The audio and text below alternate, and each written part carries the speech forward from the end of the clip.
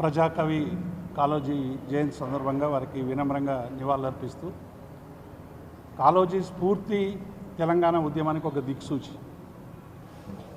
అన్యాయాన్ని ఎదిరించేవాడు నా ఆరాధ్యుడని కాళోజీ చెప్పిన స్ఫూర్తే ఆంధ్ర పాలకుల్ని ఏ అన్యాయమైతే చేస్తూ ఉన్నాడో వాళ్ళకు వెలుగెత్తి చాటేటువంటి తెలంగాణ వాదులందరూ కూడా నా ఆరాధ్యులు అనేటువంటి పద్ధతిలో కాళోజీ గారు అనేక ఉద్యమాలకు, ఎందుకంటే నైజాం డైనెస్టీలో ఆనాడు ఉన్నటువంటి ఫ్యూడలిస్టిక్ వ్యతిరేకంగా పెద్ద ఎత్తున స్వాతంత్ర ఉద్యమంలో పాల్గొని నగర బహిష్కరణకు గురైనటువంటి గొప్ప కవి కాళోజీ.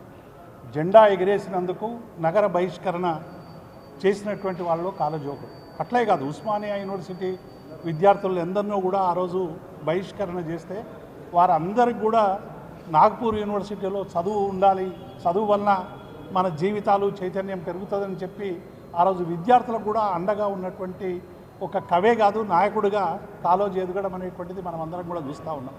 చాలామంది నాయకులకు, వెంగళరావు అనేటువంటి ముఖ్యమంత్రి ఆ రోజు చాలా మదంతో గర్వంగా మాట్లాడినటువంటి మాటలకు నీకు మేము మా ప్రజా సంఘాలకు సంబంధించి ప్రజా చైతన్యాన్ని చూపిస్తామని చెప్పి ఆయనతో పోటీకి దిగినటువంటి విషయం కూడా మనకందరికీ తెలుసు.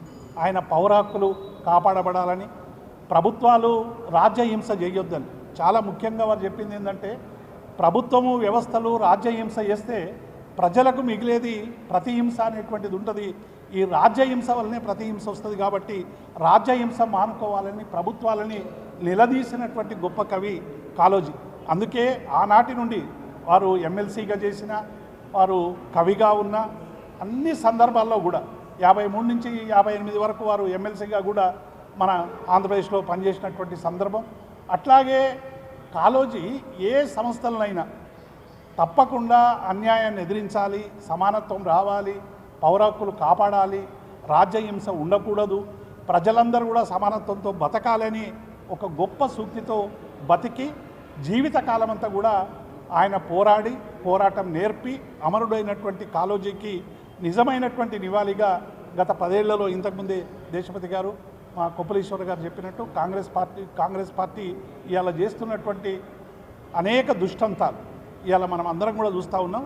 కాళోజీ స్ఫూర్తిగా ఇవాళ అందరం కూడా ఈ రేవంత్ రెడ్డి ప్రభుత్వం చేస్తున్నటువంటి దుర్మార్గాలని, భారతీయ జనతా పార్టీ చేస్తున్నటువంటి అనేక ఆగడాలని ఇవాళ ఎదుర్కోవడానికి మళ్ళీ అందరం కూడా ఒక్కటి కావాల్సినటువంటి అవసరాన్ని కాళోజీ జయంతి సందర్భంగా మనమందరం కూడా గుర్తుంచుకోవాలని వారికి గుండెల నిండా మేమందరం బీఆర్ఎస్ పార్టీ పక్షాన ఘనమైనటువంటి నివాళులు అర్పిస్తూ జై తెలంగాణ, జై కేసీఆర్, జై కాళోజీ. జోహార్ ప్రజాకవి. జోహార్ ప్రజాకవి.